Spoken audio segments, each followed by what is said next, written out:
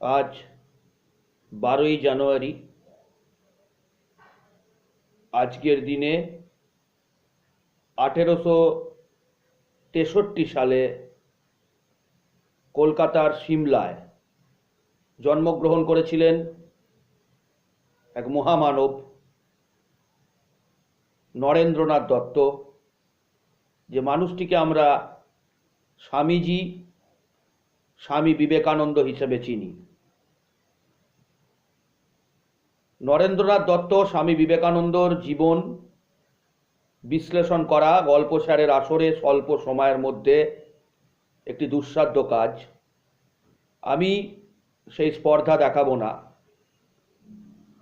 আমি আমার ছাত্রদের জন্য এমন কিছু তথ্য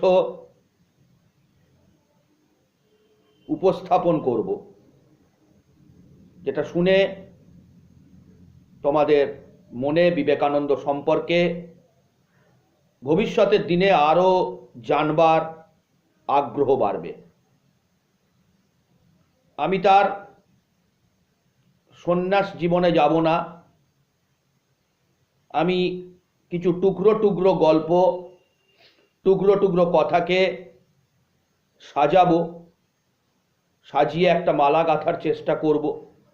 জানি না কতটা সফল হব। আমি চেষ্টা করছি বিবেকানন্দ সম্পর্কে কিছু কথা বলতে। কি নাম ছিল? বিলু, বিলে। মায়ের কাছে চিরদিন বিলু থাকলেও বিলে অথবা বীরেশ্বর ঠিক কবে নরেন হলেন তা কিন্তু আমাদের জানা নেই। তবে বীরেশ্বর নামটা যে অনেক দিন প্রচলিত ছিল তা পরবর্তীকালে সিস্টার নিবেদিতার চিঠি থেকে আমরা জানতে পারি। একজন পশ্চিমী ভক্তিমতীকে নিবেদিতা কিছুটা উত্তেজনার সঙ্গে গোপন খবর জানাচ্ছেন, হৃদয়বান বিবেকানন্দর আসল নাম বীরেশ্বর। ব্যাপারটা কিন্তু খুব কম লোকেরই জানা। বিলুর আর একটা ডাক নাম ছিল, তোমরা কেউ জানো না। যে মানুষটি দীর্ঘদেহী, প্রায় 6.25 ফুট লম্বা, তাকে তার ঠাকুর দাদা গোপাল দত্ত বেঁটে শালা নামে ডাকতেন। বেঁটে শালা। ভাই বোন? সর্বসাকল্যে বিবেকানন্দরা 10 ভাই বোন। অনেকেরই খেয়াল থাকে না বা অনেকে জানেই না। আর এক মহামানব জোড়াসাঁকোর রবীন্দ্রনাথ রাও 15 ভাই বোন ছিলেন। দেবেন্দ্রনাথ ঠাকুরের ছিল 9টি পুত্র, 6টি কন্যা। রবীন্দ্রনাথ ছিলেন 14তম সন্তান। ভুবনেশ্বরীর প্রথম সন্তানটি পুত্র। অকালে মৃত্যু হওয়ায় তার সম্পর্কে তেমন কিছু জানা যায় না। পরের সন্তানটি কন্যা, তার শৈশবে মৃত্যু, একই ব্যাপার, নাম পর্যন্ত জানা যায় না। এই কন্যাটি 2.5 বছর বেঁচে ছিলেন। তৃতীয় সন্তান হারামণি মাত্র 22 বছর বেঁচে ছিলেন। এর সম্বন্ধেও তেমন কিছু খবর পাওয়া যায় না। চতুর্থ সন্তান স্বর্ণময়ী দীর্ঘজীবী হয়েছিলেন। একসময় স্বামীজির ভিটেতেই বসবাস করতেন। তার সবচেয়ে ছোট ভাই ভূপেন্দ্রনাথ এক জায়গায় বলছেন, স্বামীজির জন্মদিন উপলক্ষে প্রতি বছর দিদি স্বর্ণময়ী বেলুর মঠে 10 টাকা করে পাঠিয়ে দিতেন। রামকৃষ্ণের সাক্ষাৎ শিষ্যগণ যতদিন জীবিত ছিলেন ততদিন এই চাঁদা দেওয়া হয়েছে। এই চাঁদা দেওয়া অবশ্য শুরু করেছিলেন বিবেকানন্দ জননী ভুবনেশ্বরী দেবী। ভুবনেশ্বরী দেবীর পঞ্চম সন্তানের কথায় আসি, সেটিও কন্যা, মৃত্যু 6 বছর বয়সে। নরেন্দ্রনাথ তার ষষ্ঠ সন্তান, বেঁচে ছিলেন 39 বছর। 1863 12ই জানুয়ারি, 1902 4 জুলাই। সপ্তম সন্তান কিরণবালা, বেঁচে ছিলেন আনুমানিক 25 বছর। নবম মহেন্দ্র, দশম ভূপেন্দ্র। শেষ দুজন অর্থাৎ মহেন্দ্র বেঁচে ছিলেন 88 বছর 1868 থেকে 1956, বিবেকানন্দ থেকে 5 বছরের ছোট ছিলেন। আর ভূপেন্দ্র বেঁচে ছিলেন 81 বছর, 1880 থেকে 1961। ভূপেন্দ্র একদম ছোট ভাই এবং স্বামীজির থেকে তিনি অনেকটাই ছোট ছিলেন, 17 বছরের ছোট ছিলেন। এগুলো বললাম এই কারণে, আমরা হয়তো অনেকেই ভুবনেশ্বরী দেবীর কটি সন্তান, বিবেকানন্দ কততম সন্তান আমরা জানি না। ভুবনেশ্বরীর 3 পুত্র সন্তানের কেউই বিবাহ করেননি, না নরেন, না ভূপেন, না মহেন। বিশ্বস্ত সূত্রে আরও জানা যায় যে বোন যোগীন্দ্রবালা বিবেকানন্দের পরিব্রাজককালে সিমলা পাহাড়ে শ্বশুরবাড়িতে আত্মহত্যা করে নিজের জ্বালা জুড়িয়েছিলেন। তার 2টি নাবালিকা কন্যার দায়িত্ব একসময় নিঃসম্বল ভুবনেশ্বরীকে ঘাড়ে নিতে হয়। অন্য আরেকটি সূত্রে জানা যায় ভুবনেশ্বরীর এই জামাতা আবার বিবাহ করলে শোকোত্তপ্তা মাতা ভুবনেশ্বরী নতুন বউকে এবং জামাইকে নিজের বাড়িতে এনে আদর যত্ন করেছিলেন। বাঙালি সংসারে এই ধরনের ঘটনা বিরল না হলেও বড়ই বেদনাদায়ক। এই অভাগা দেশের অভাগিনী মায়েরাই এমন কষ্ট মুখ বুজে সহ্য করেও নিজের কর্তব্য পালন করে থাকেন। আমরা এও জানি পিতৃদেবের বিশ্বনাথ দত্ত হাইকোর্টের অ্যাটর্নি ছিলেন। মৃত্যুর সময় বিবেকানন্দর বয়স ছিল 21 বছর। মধ্যম ভ্রাতা মহেন্দ্রর বয়স তখন 15। ভূপেন্দ্রনাথ ছোট ভাই নিতান্তই বালক, বয়স 3। এই সমস্ত কথাগুলি তোমাদের সাথে আজ শেয়ার করছি। আশা করছি অনেক তথ্যই তোমাদের অজানা। তখনকার দিনেও কিন্তু বিবেকানন্দর 51বর্তী পরিবার শরিকি টেনশন ছিল তখনও, কারণ যৌথ পরিবারে তার স্ত্রী অপমানিত হয়েছেন এই দুঃখে দুর্গাপ্রসাদ পিতামহ একবার বসতবাটি ত্যাগ করেছিলেন। পরে তিনি যে সন্ন্যাসী হয়ে যান, এই যে বিবেকানন্দ সন্ন্যাসী হয়েছিলেন, এটি ঠাকুরদাদার সূত্র ধরেই তার মধ্যে এসেছিল। পরে যে তিনি সন্ন্যাসী হয়ে যান তা অনেকেরই জানা।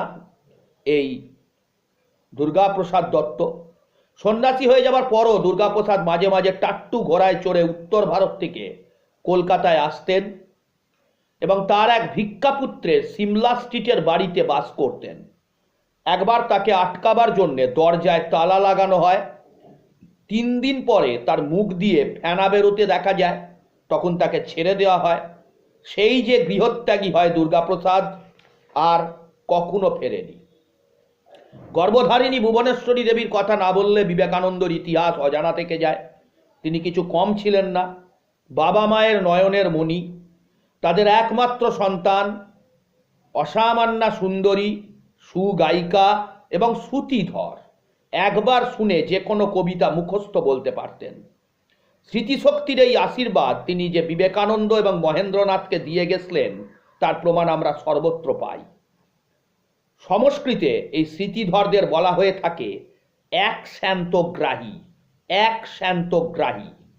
ডায়াবেটিস ও অন্যান্য কঠিন ব্যাধিতে জর্জরিত হয়েও বিবেকানন্দ জীবনের শেষ দিন পর্যন্ত যে অনন্য স্মরণ শক্তির অধিকারী ছিলেন তা সকলকে বিস্মিত করে। তার থেকে কয়েক বছরের ছোট মহেন্দ্রনাথের বিপুল স্মরণশক্তির প্রমাণ ছড়িয়ে রয়েছে তার ইংরেজি ও বাংলায় লেখা অসংখ্য বইয়ের পাতায়। পিতার একমাত্র সন্তান হিসেবে ভুবনেশ্বরী যার স্নেহধন্যা হয়েছিলেন তিনি জননী রঘুমণি দেবী, বিবেকানন্দের দিদিমা, মায়ের মা। তিনি আর এক অপরূপা, 90 বছর বেঁচে ছিলেন। এবং আশ্চর্যজনক তথ্য, ম্যানেঞ্জাইটিস রোগে বিবেকানন্দর মা ভুবনেশ্বরী দেবীর মৃত্যু হয় 25 জুলাই 1911, অর্থাৎ সেই জুলাই মাসে, কিন্তু বিবেকানন্দের মৃত্যুর 9 বছর পর। আর বিবেকানন্দর মায়ের মা মারা যাচ্ছেন ওই 1911 27 জুলাই, অর্থাৎ একদিন পর। বিবেকানন্দ আগে যাচ্ছেন, তারপর যাচ্ছেন তার মা 9 বছর পর 1911 25 জুলাই, আর 1911 27 জুলাই রঘুমণির শেষ বিদায়।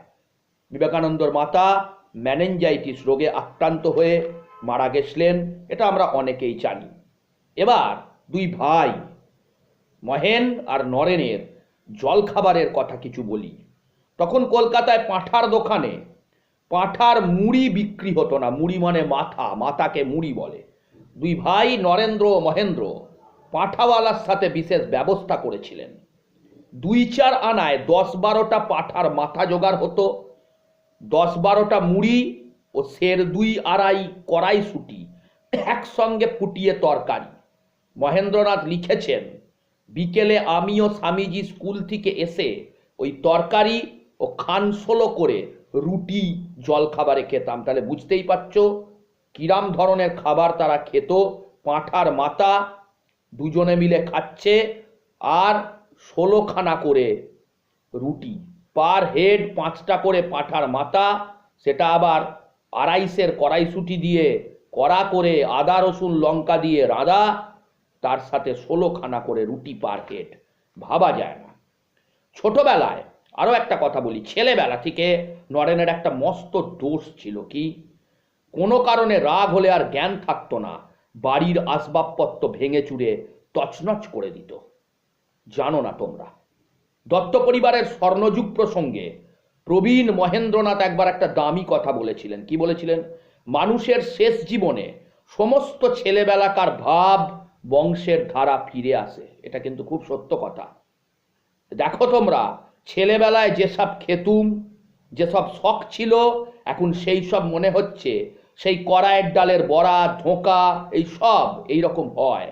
স্বামীজি শেষ তখন মঠে আছেন। একদিন বললেন, আমায় সব জোগাড় করে দে, আমি ফুলুরি করব। তেল, কড়া, বেসন সব দেয়া হলো, এমনকি খুঁড়ো দেয়া পিঁড়ে পর্যন্ত দেয়া হলো। স্বামীজি ঠিক ফুরুলিওয়ালার মতন করে বসলেন, হাঁটু থেকে কাপড় গুটোলেন, ফুরুলি ভাজতে ভাজতে ছেলে মানুষের মতো খদ্দের ডাকতে লাগলেন, আয় খদ্দের আয়, খদ্দের আয়। সেকালে প্রতিষ্ঠিত পরিবারে নাপিতদের গৃহ আগমনে ক্ষৌর কার্য সম্পন্ন হতো, সেলুন নয়। বাড়ি বাড়ি এসে নাপিতরা চুল দাড়ি কামিয়ে যেত। বিবেকানন্দকে কিন্তু বেলুড়ে আমরা ঝটপট খুর চালাতে দেখেছি। নিজের দাড়ি নিজেই কাটতেন। আয়না সামনে না রেখেই এই কাজ তিনি নিপুণভাবে সম্পন্ন করতে পারতেন। এবং রসিকতা করে বলতেন আমেরিকায় তার দুর্ভোগের কথা। এক সেলুনে তার দাড়ি কামানো হলো না। কারণ কি? একজন কালা আদমিকে কামালে সাহেবরা আর এই দোকানের দিকে পা বাড়াবেন না। সুখী সংসারের সভ্য হিসেবে নরেন বিলু বিশ্ববিদ্যালয়ের 3টে পরীক্ষা দিয়েছিল, এন্ট্রান্স, FA, BA। পরীক্ষার ফলাফল মোটেই চিত্তাকর্ষক হয়নি। ইংরেজি ভাষায় যিনি আমেরিকা এবং ইংল্যান্ড জয় করবেন ভবিষ্যতে, তার ইংরেজিতে এন্ট্রান্সে নম্বর 47, 47, FA-তে 46, 46, BA-তে 56, 56। FA এবং BA-তে তিনি 2য় শ্রেণীতে উত্তীর্ণ।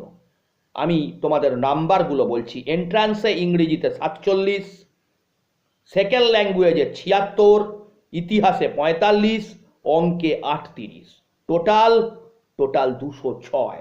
সেকেন্ড ক্লাস, ফার্স্ট ক্লাস 240-এ। এবার এফের নাম্বারে আসি।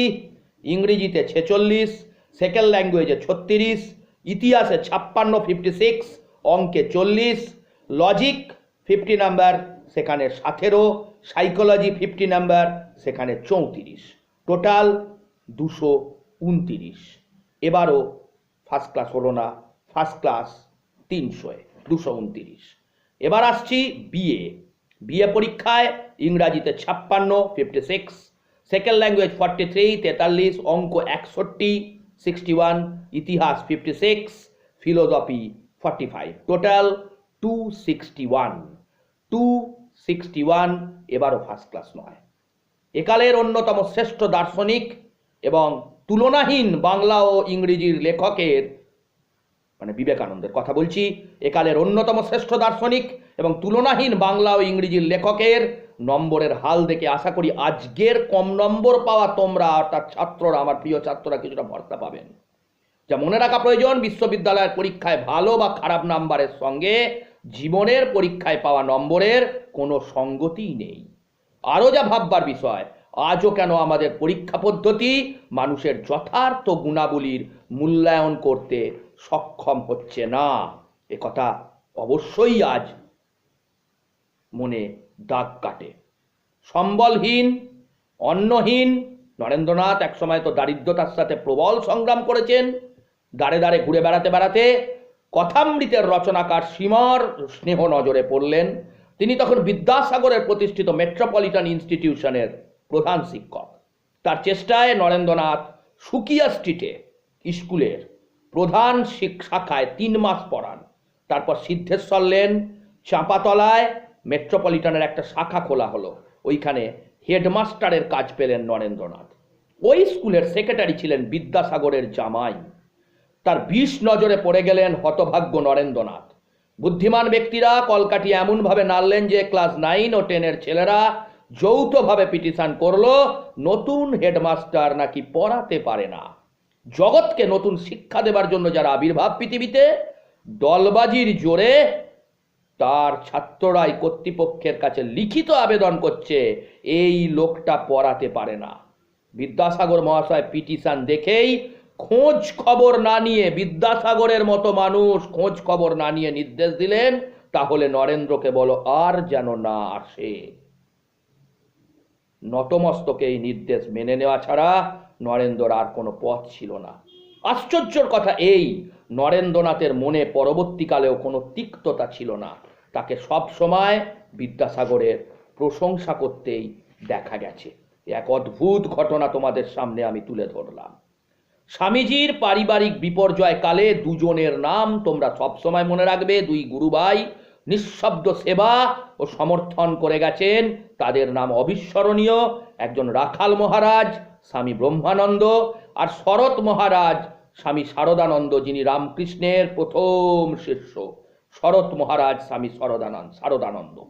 জীবনের শেষ পর্বেও স্বামীজি তার গুরুভাইকে অনুরোধ করেছিলেন, রাখাল, আমার শরীর ভালো নয়, আমি শিগগির দেহত্যাগ করব। বুঝতে পেরেছিলেন ঋষি মানুষ, মহামানব, বুঝতে পেরেছিলেন দিন ফুরিয়ে আসছে। বলেই তো ছিলেন আমি 40 দেখব না। 39 বছর কয়েক মাস বয়সে তিনি চলে যান আমাদের ছেড়ে। আমি শিগগির দেহত্যাগ করব, তুই আমার মার ও বাড়ির বন্দোবস্ত করে দিস, তাকে তীর্থ দর্শন করাস, তোর ওপর এই ভারটা আমি দিয়ে গেলাম। এই সমস্ত টুকরো টুকরো কথাগুলো তোমাদের বলছি। আরও একটা কথা বলে আমি শেষ করব। ভুবনেশ্বরী দেবী ভীষণভাবে সংসার জ্বালায় জর্জরিত।